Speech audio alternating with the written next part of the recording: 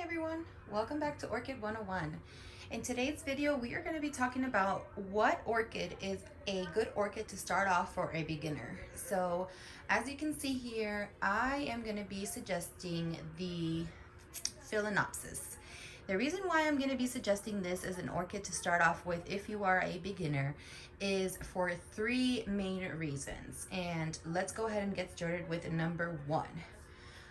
Number one is because this Phalaenopsis orchid, and for those of you who don't know, the Phalaenopsis orchid is an orchid that is native to Southern Asia, but there are also several species that are native to the Philippines, hence the name Phalaenopsis.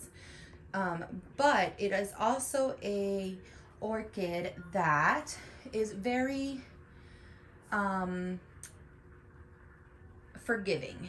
And what I mean by very forgiving is it's an orchid that if you neglect it, or if you forget to water it, or if you just don't tend to it for a couple of days, even up to a month, it will not die. It will forgive you, and it will probably most likely not die.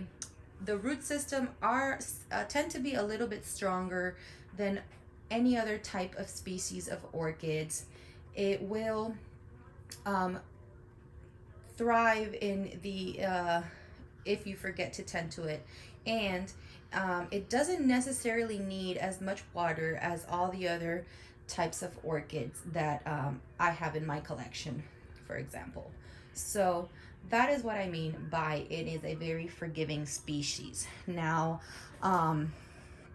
if you, for example, water it today, and for example, you go out of town for 15 days and you do not water it again until you come back in those 15 days, more than likely your Phalaenopsis orchid would still look like the way you left it when you left on your vacation. So it is a very forgiving orchid.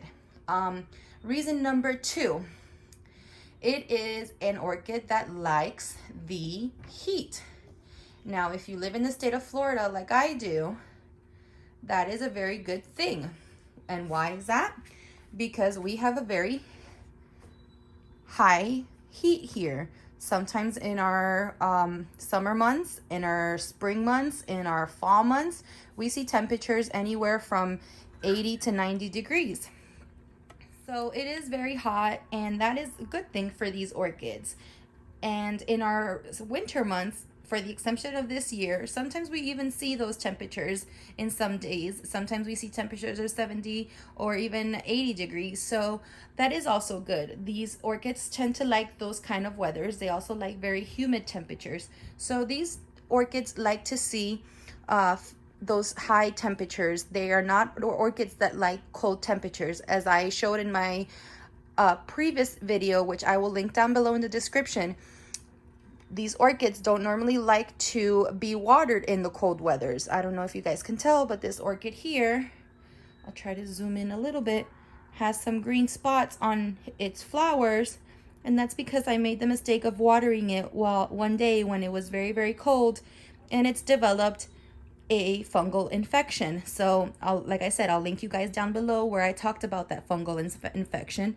And so that's one of the reasons why these orchids will like hot temperatures, and Florida is also a very great place for that. So that's reason number two.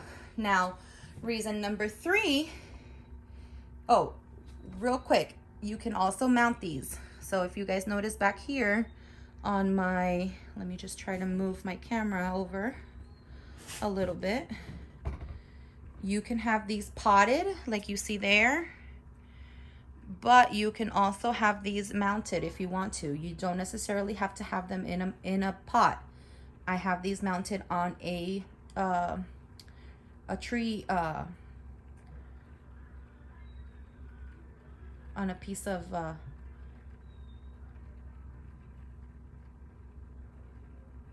wood. So you can have it set up however you guys like. And then reason number 3, for most of the time that you guys will have these orchids, you will have them in bloom. So that is another plus for beginners, because I know that most beginners, the reason why people get into orchids is because they like to see their phalaenopsis in bloom. And obviously people like to see their orchids in bloom and their orchids with flowers. That's one of the reasons why people obviously buy, orchids. So for the majority of the time, orchids, phalaenopsis in specific, will be in bloom if you have them, even with a little bit of care that you do give it. So just like these here, I believe I've had this one now for about 5 or 6 months, and as you can tell, it is still in bloom. And I can definitely say that the flower show is spectacular. So I think the Phalaenopsis orchid is the orchid that has the longest flower blooms in the orchid family. So if you like orchids and you want a orchid to start off with that has flowers for a long period of time, definitely the Phalaenopsis is your orchid to start off with. And then when you begin to become a more experienced orchid grower, or your hobby becomes a little bit more diverse, then you can get yourself into the dendrobiums, the vandas. As you can see up there, I have a few vandas. You can get yourself into the seedlings and start growing your own. You can get yourselves into the vanillas, which you see down back there. You can get yourself into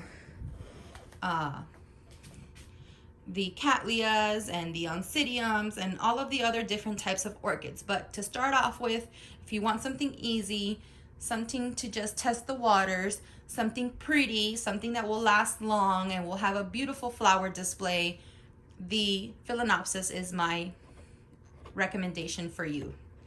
So thank you so much for following me. Thank you so much for watching this video. Follow me on Facebook. We do have a Facebook group now. It's called Orchid 101. Go figure. And like and subscribe if you like this video today. Comment below if you have any orchids that you started off with. If you think Phalaenopsis is a great starting choice, I would like to know also what you think, or just let me know what you started off with as a beginner. Thank you so much. Bye-bye.